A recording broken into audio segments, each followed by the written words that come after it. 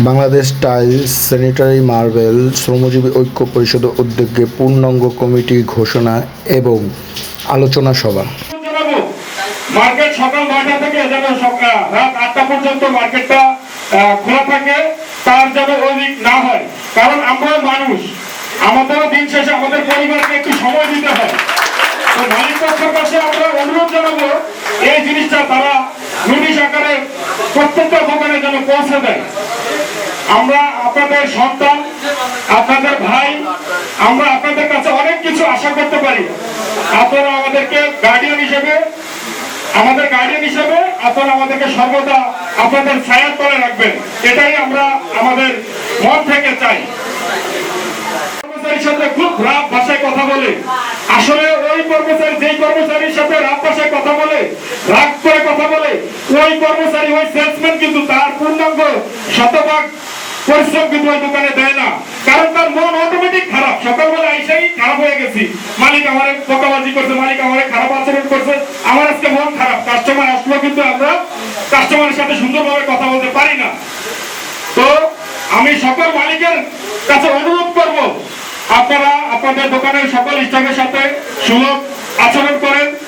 এমনকি যে সকল কর্মচারী কিন্তু আছেন, অনেকে কিন্তু অনেক রকম অফারেন্সও করেন, আমাদের কাছে কিন্তু অনেক ধরনের তথ্য আসে।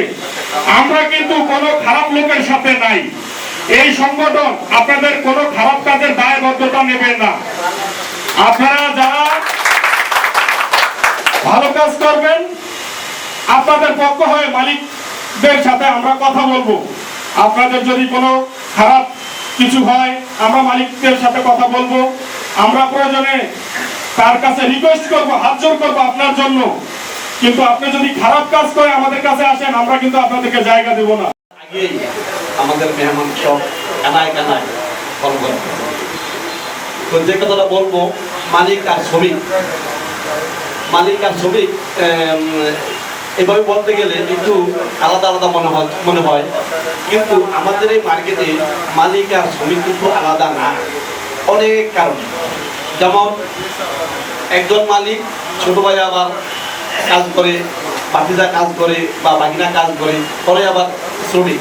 আমি দেখছি দেখেন আসলে মালিক আর শ্রমিক একই ঘরে, একই ফ্যামিলি, একই এলাকা, আত্মীয় স্বজন। তো যে কথাটা বলবো, এখন কিন্তু আমাদের রেশারের সময় না। আমরা এখানে একত্রিত হয়েছি আলোচনার জন্য, আলোচনা করব কিভাবে আমাদের বর্তমান অবস্থা যে খারাপ যাচ্ছে এখান থেকে বেরিয়ে আসতে পারি। আমি যদি উদাহরণস্বরূপ বলি, আমাদের ব্যবসা বাণিজ্য এখন কিন্তু মোটেই ভালো না, বিক্রি অর্ধেকের চেয়ে কম, খরচ কিন্তু আগের জায়গায় আছে বা বাড়ছে, কমে নেই। একটু কথা শুনতে হবে। মানে কর্মচারী যদি না থাকে তো মালিক বাঁচবে না, আর মালিক না থাকলে কর্মচারী বাঁচবে না। তো একজন আরেকজনের সম্পূরক। অতএব আমাদেরকে সবসময় মিলেমিশেই থাকতে হবে, সবসময় একসাথে চলতে হবে, হাত ধরে চলতে হবে। কেউ আমরা খারাপ ব্যবহার করব বা কি করবো, এটা ঠিক না। অনেক সময় হইতে পারে, কিন্তু এগুলা কোনো না কোনো কারণে তো হয়। তো সেগুলা অবশ্যই আমরা অবশ্যই দেখবো। বাংলাদেশ মোজাইক মার্জার অ্যাসোসিয়েশন আপনাদের পাশে সবসময় আছে এবং থাকবে। যাই হোক, আমি এখন কমিটি ঘোষণা করছি। কেউ কিন্তু রাগ করেন না, কারণ